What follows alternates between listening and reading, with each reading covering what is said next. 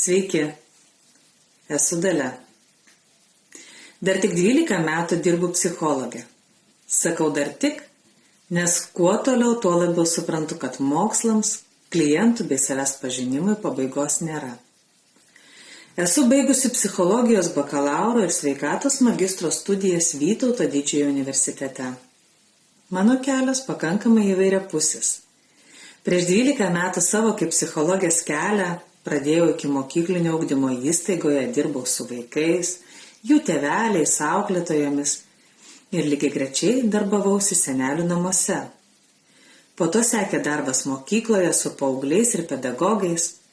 Vis ieškant galimybių save realizuoti, tapau onkologinių pacientų psichologe, medicinos psichologe ir pradėjau privačią praktiką. Kadangi, kaip sakiau, psichologija neišsemiama sritis, pradėjau studijuoti podiplominėse studijose. 2023 metais tapau geštalto psichoterapinės krypties praktikė.